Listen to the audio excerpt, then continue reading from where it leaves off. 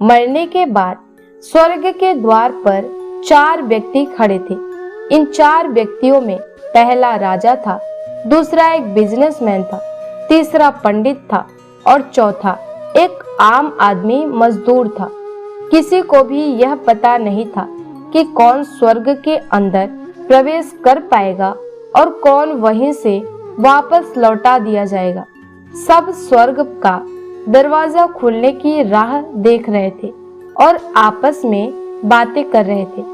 जैसे कि राजा को मरने से पहले से ही आदत थी, उसने अपनी बात सबसे पहले बताई। राजा ने कहा, मैं बहुत प्रख्यात राजा हूँ। मैंने धरती पर अपना बहुत नाम कमाया है, इसलिए पूरी संभावना है कि मैं ही स्वर्ग में जाऊंगा। फिर व्यापारी ने अपनी बात सामने रखी। वह बोला, मैंने धरती पर खूब धन कमाया और उस धन से मैंने सैकड़ों लोगों की मदद की, इसलिए मैं ही स्वर्ग का हकदार हूँ। अब बारी थी पंडित की, तो पंडित ने मुंह खोला और सबको यह कहा, चाहे तुम जो सोच लो, लेकिन यह बात तो तय है कि स्वर्ग के दरवाजे खुलेंगे तो मेरे लिए ही। सब जानते हैं कि पंडित दिन रात भगवान को याद करते हैं, इसलिए स्वाभाविक है कि स्वर्ग में पंडित का स्वागत किया जाएगा। जब सबने अपना अपना पक्ष रख दिया, तब सबकी नजर उस मजदूर पर थी जो चुपचाप अपनी नजरें नीचे झुकाए बिना कुछ बोले वहीं पर खड़ा रहा। स्वर्ग का दरवाजा खुला और वहां पर एक देवदूत आकर खड़ा हो गया। देवदूत के हाथों में एक पुस्तक थी जिसमें इन सभी के कर्मों के बारे में लिखा हुआ था। देवदूत ने सबसे पहले राजा को अपने पास बुलाया और राजा से पूछा, तुम बताओ, तुमने अपने जीवन में क्या क्या अच्छे कर्म किए हैं? मैं तुम्हें इस पुस्तक में देखकर फैसला करूंगा कि तुम्हें अंदर आने देना है या नहीं। राजा ने कहा, मेरा राज्य जितना बड़ा था उतना ही समृद्ध था और मेरी राज्य के सभी लोग खुशहाल थे। सभी बड़े आनंद से रहते थे। मैंने उन्हें कभी भी किसी भी चीज की कमी नहीं होने दी। यही मेरे अच्छे कर्म हैं। देवदूत ने अपने पुस्तक में देखा और देखने के बाद राजा से कहा, तुम सच बोलते हो। तुमने अपने राज्य की प्रजा को बहुत ही सुखी रखा था, लेकिन तुमने अपने राज्य की सीमा बढ़ाने के लिए जितने युद्ध किए थे, उन युद्ध की वजह से हजारों सैनिकों ने अपनी जान गंवा दी थी। उन हजारों सैनिकों के परिवार के दुख का कारण तुम बने थे, इसलिए तुम स्वर्ग में नहीं आ सकते। अब बारी थी व्यापारी की। व्यापारी से जब देवदूत ने पूछा कि तुम्हारे अच्छे कर्म क्या हैं, तब व्यापारी ने उससे कहा, मैंने सैकड़ों लोगों को खाना खिलाया है, कई आश्रमों में दान किया है, कई निराश्रित लोगों के लिए घर बनवा कर दिया है। यह मेरे अच्छे कर्म हैं।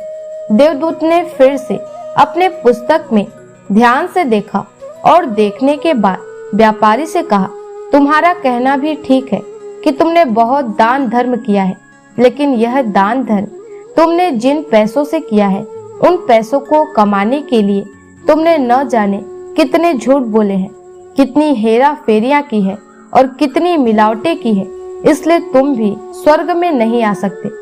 जब पंडित जी से यही सवाल किया गया तो पंडित ने बड़े ही आत्मविश्वास के साथ कहा, मैंने अनगिनत लोगों को ज्ञान दिया है, हजारों यज्ञ और पूजाएं की है और दिन रात भगवान का जाप किया है।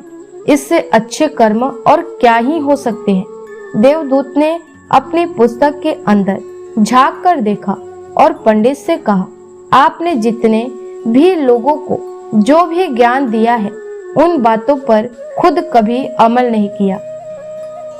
आपने यज्ञ, पूजा या भगवान का नाम निस्वार्थ भाव से कभी नहीं लिया, इसलिए आपका भी स्वर्ग में आना प्रतिबंधित है। मजदूर यह सब देखकर हैरान था। वह अब तक जिन्हें महान समझता आ रहा था, उनकी व्याख्या स्वर्ग के दरवाजे पर आकर बदल गई थी। धरती पर जिन कामों को अच्छा समझा जाता है, उनका यहाँ पर कोई मूल्य नहीं था। ये यमदूत ने जब इस मजदूर को अपने पास बुलाया और इससे पहले कि वह उससे उसके कर्मों के बारे में पूछता, मजदूर बोल पड़ा, प्रभु मैं जानता हूँ कि मैं भी स्वर्ग में आने के लायक नहीं हूँ, लेकिन मैं फिर भी एक बार बाहर से ही स्वर्ग को झांक कर देखना चाहता हूँ। बस इससे ज्यादा मेरी कोई इच्छा है ही नहीं, क्योंकि ऐसा इच्छा पालने के लिए मैंने जीवन में कुछ किया ही नहीं है। मैं पूरा दिन मेहनत करता और जो भी पैसे कमाता उन्हें अपने परिवार के पालन पोषण में खर्च कर देता, इसलिए दान धर्म के लिए कुछ बचता ही नहीं। लोगों की भला मैं क्या सेवा करता, क्योंकि काम के बाद जो थोड़ा सा समय मिलता उसको अपने ही बूढ़े माँ बाप की सेवा में बिता देता। और यह सब करने के बाद मैं कभी कभी मंदिर भी चला जाता और भगवान से जैसा भी मुझे दिया है उस जीवन के लिए धन्यवाद कहता। देवदूत ने अपनी पुस्तक में बड़े ध्यान से देखा और थोड़ी देर देखते ही रहा। फिर उसने मजदूर से पूछा कि तुम याद करके बताओ, तुमने कभी तो कोई अच्छा काम किया होगा।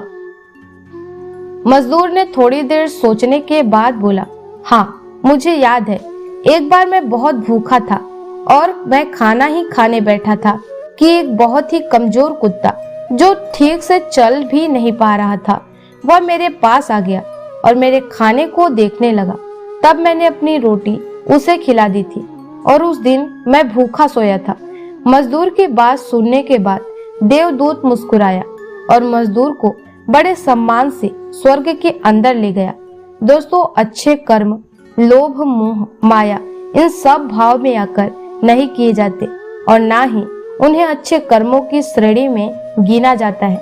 निस्वार्थ भाव से किया गया एक ही अच्छा कर्म भी आपके जीवन के सारे पाप धोने की शक्ति रखता है।